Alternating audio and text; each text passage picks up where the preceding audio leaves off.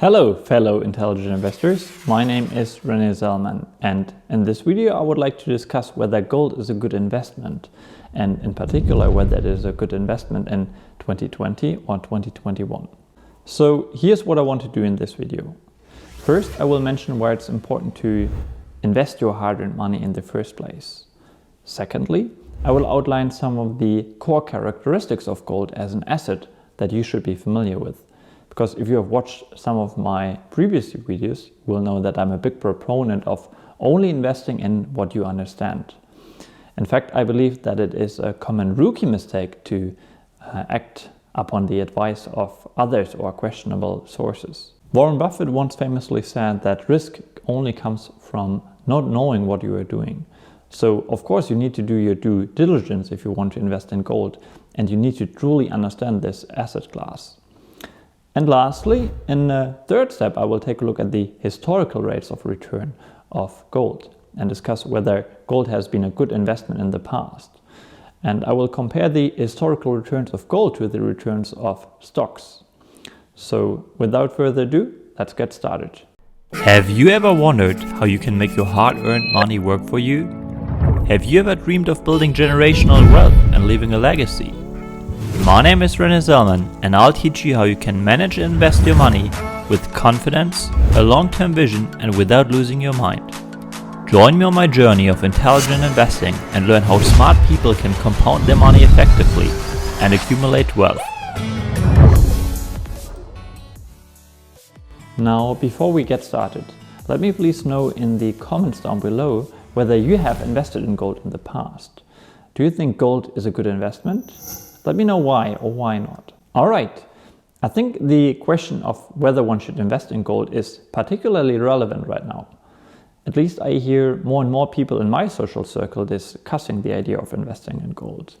And in fact, gold has reached an all-time high of around 2070 back in August of 2020. And as a result, I see more and more media headlines addressing the development of the gold price right now. Generally speaking, I have the impression that the topic of gold seems like a rather popular and maybe clickbaity headline nowadays. So it seems like gold has become, once again, one of the favorite investments for many investors, especially for retail investors, I would assume. Now, if I take a look at the people in my social circle that are interested in gold as an investment, or that are at least considering it as an investment, I would say that most of these people are usually not very interested in the topic of investing. So why are they all of a sudden starting to think about gold as an investment? Well, the environment we're living in right now is certainly quite unique. And I would assume that most people now realize that due to central banks printing billions, maybe trillions of dollars, we will eventually get an inflationary period, and so more and more people try to protect their money. And it makes sense to me that especially those people who don't know much about investing are considering to put their money into so-called hard assets first. In finance, a hard asset may be, for example, real estate, commodities, or energy. And gold is also a commodity. Overall, I have to say that I like the fact that more and more people are trying to think of ways to protect their money or even let their money work for them.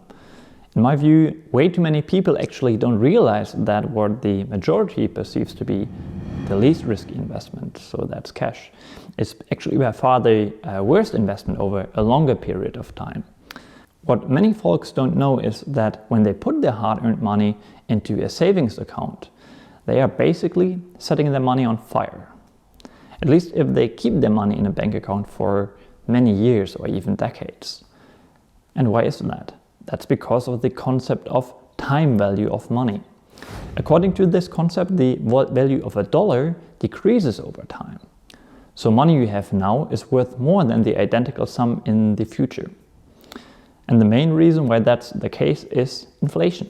Let me illustrate this with an example. Based on an inflation rate of 3%, and that can be considered quite normal, the value of $10,000 you put into a savings account today is going to be reduced to $3,500 in 35 years. Sure, cash may earn a little interest from a savings or a money market account, but that's about it. And nowadays, some banks will even charge you to hold money for you. Gone are the days of high and safe interest rates of 5 to 7% on a regular bank account. So of course people need to figure out alternatives. And yeah, I get it, in the short term cash is perceived as safe, as it A, doesn't move around in value as much as maybe other assets that can be considered more volatile, and B, it offers instant access. But as I just said, over the long term your money will be losing value once you factor in inflation. And that's why cash has a very limited potential as an investment, and having very large sums of money in the bank is in fact very risky.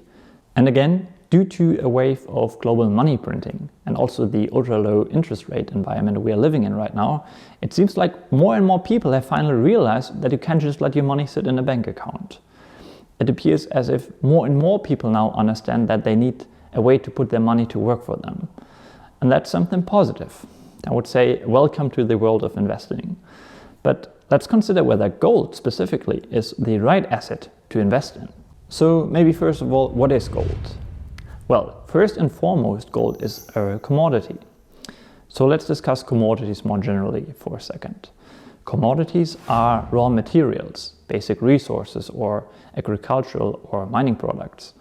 And generally speaking, tradable items such as natural gas, wheat, precious metals like copper or gold, for instance, or oil. And in addition to this broad definition, let me point out two more characteristics. Firstly, some commodities are used as inputs in the production of other goods. And secondly, even though commodities are produced by a multitude of suppliers, they are typically indistinguishable from another, no matter who produces them. And they are basically interchangeable with commodities of the same type. Although the quality, of course, of a given commodity may differ slightly maybe. Now, the major problem of commodities and gold as an asset class is that they are non-productive assets. And that would be a third and probably the most important characteristic of gold that you should be familiar with. And as the name non-productive assets suggests, these assets don't produce anything, and they never will. So to be clear here, as an investor you buy them and you hope that someone else buys them in the future at a higher price. But gold will always remain gold. Let me illustrate this maybe. Imagine someone gives you a gold bar. And now you can put that gold bar in a safe for many years. Let's say for 10 years. When you open the safe again, the gold bar will still be the same. It did not somehow multiply itself or produce anything. So gold clearly resembles other examples of non-productive assets, such as artwork, wine or stamps, or maybe a skin in a video game. All of these assets too, they don't produce anything and they don't grow. Personally, I don't want to put my money in something that doesn't grow and just sits there. And I think Bill Ackman once said something along the lines like that he would rather put his money in a company, say McDonald's for instance, a company that operates around 38,000 stores around the world. He would rather put his money into such a company than into gold, which he doesn't view as an investment asset, but rather a speculative asset. And here's a fun fact. If all the gold in the world was melted, it would fit within the confines of an Olympic swimming pool. So yeah, gold is rare, but it doesn't grow. Warren Buffett once said, gold gets dug out of the ground in Africa or someplace. Then we melt it down, dig another hole, bury it again and pay people to stand around guarding it. It has no utility. Anyone watching from Mars would be scratching their head. Admittedly, unlike Bitcoin, gold does have a non-monetary industrial use though, but only around 10% of its demand is actually industrial. What's unique about gold is that it has the age-old aspect of being viewed as a store of value.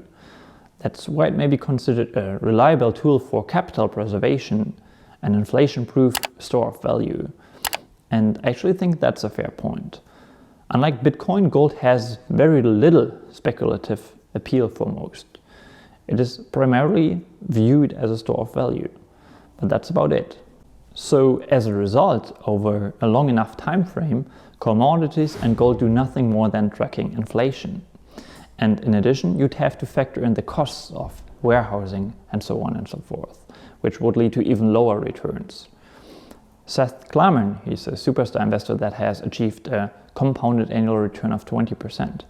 He is quoted saying, "Gold is unique because it has the age-old aspect of being viewed as a store of value. Nevertheless, it is still a commodity and has no tangible value. And so I would say that gold is speculation." Okay, before we move on and take a look at the historical returns of gold, I just wanted to let you know that this channel is relatively new. So if you like my content and want to support me, you should at least consider hitting the thumbs up button, or even better, the subscribe button. And of course, I would also appreciate a comment because it would help me correct the YouTube algorithm, reach more people, and maybe grow the channel more quickly. Alright, now that we have dropped the bomb and basically stated that over the long run the price of gold will merely mirror the rate of inflation, let's take a look at the historical returns of this asset class. Because for some people, gold is like a religion. People who are really into gold will tell you that there will be a severe recession sometime and that the world will go down and that if you own gold, you will be okay. Other gold gurus will point out the spectacular returns of gold during specific periods. But maybe as a rule of thumb here, I can only tell you that you should be leery of every statistical start and stop date. And this rule of thumb doesn't only apply to gold. You will also find many different statistics about the historical returns of stocks, real estate, gold, bonds, or Bitcoin, of course. And this can at times be frustrating because results are very different depending on which source you look at, and also depending on the data used, the period examined by this study, and a myriad of other details. And I would say that gold is one of those investments that attracts extreme viewpoints and maybe emotional or sometimes even ideological arguments that often favor narratives over facts and figures. So let's have a look at the facts and the historical returns of this special asset. In 1985, the Dow Jones was valued at $1,280 and gold was valued at $735. Now fast forward around 4 decades, and now gold is valued at around $1,500, or actually it reached an all-time high of $2,000 recently, while the Dow Jones is valued at around $30,000. This translates to a 2,265% return for the Dow and a return of 200% for gold if we take $1,500 as a basis. So it would of course be a little higher if you would take the current price of gold. If you would have invested in gold in 1980, when gold was trading at 2,241 per ounce, you still wouldn't have made your money back in 2020. And that's a compounded annual growth rate of around -1%. And the annualized 20-year return from 1980 to 1999 was even -5% a year. And admittedly, it really depends on the time period being analyzed. During some periods, gold outperformed other asset classes. For instance, from 2001 to 2011, the total return was 13.75% per year. But this just underlines once again that A, gold is a speculative investment, which will occasionally lead to speculative bubbles. And that B, we need to consider the long term, so we're speaking of decades. Well, we need to consider the long-term returns of an asset class to draw reliable conclusions. In fact, one should point out that one cannot reliably measure the rate of return of gold before the 70s, when President Richard Nixon ended the Bretton Woods Agreement in 1971. And he stopped allowing foreign central banks to exchange US dollars for gold, and essentially taking the dollar off the gold standard. US citizens could not legally buy gold before 1974, and the years between 1971 and 1974 reflect very unique market conditions, and in my view should not be considered when evaluating the historical rate of return of gold. So if one would take the gold price of 1974, that was $900, when the gold market had basically normalized, and calculated the annualized return over a 46 period, one would get an annual rate of return of 1.12%.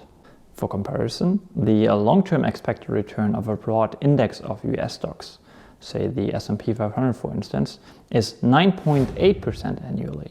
And if you don't believe a random finance YouTuber, I will once again let an authority stress my point. It's actually quite a long quote, so please bear with me, but it's also very enlightening. Francois Rochon, I think that's how I would pronounce him, a follower of the Ben Graham and Warren Buffett philosophy, truly nails it in the following quote, if you ask me. Well, he's quoted saying, "At its current high of $1,400 an ounce, gold prices are 74 times higher than they were 100 years ago. An annual rate of return of 4.3% versus 3.3% for inflation." So gold has slightly outperformed inflation over this period. Though if we use gold prices from 5 years ago, we would have a return equal to inflation.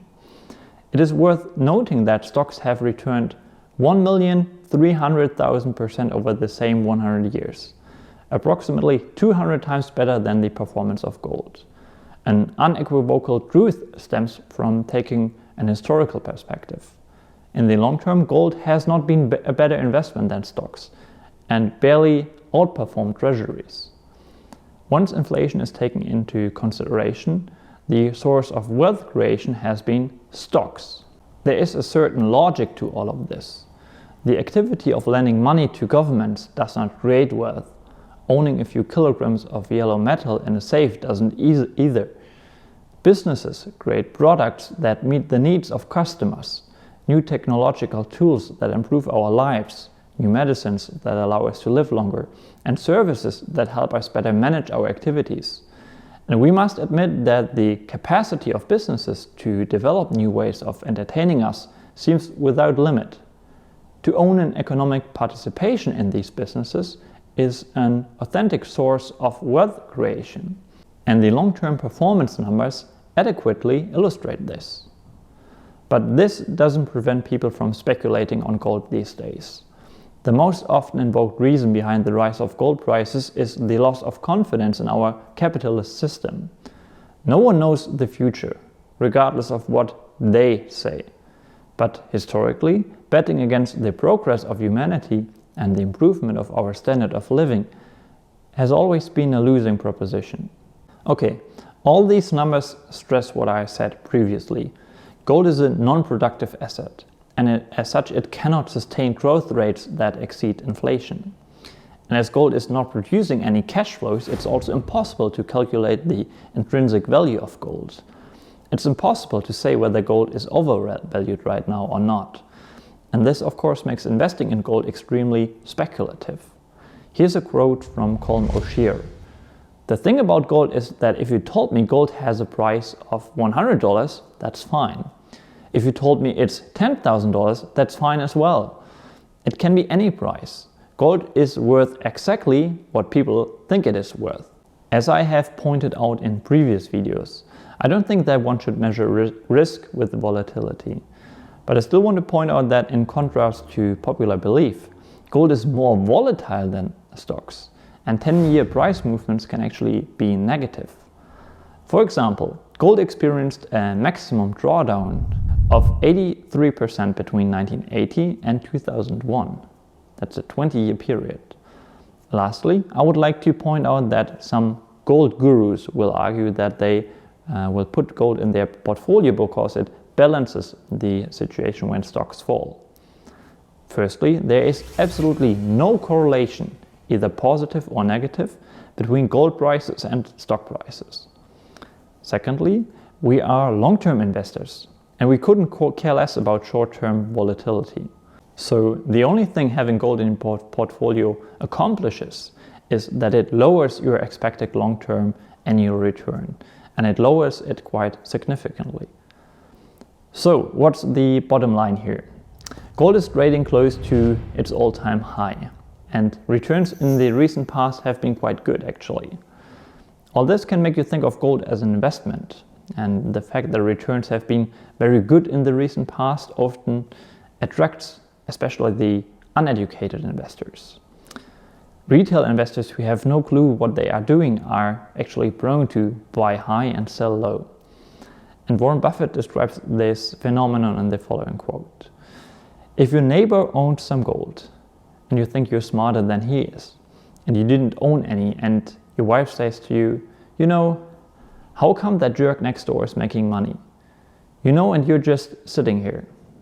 It can start affecting your behavior, and people get in on things that have been rising in price and all of that. But over time, that has not been the way to get rich.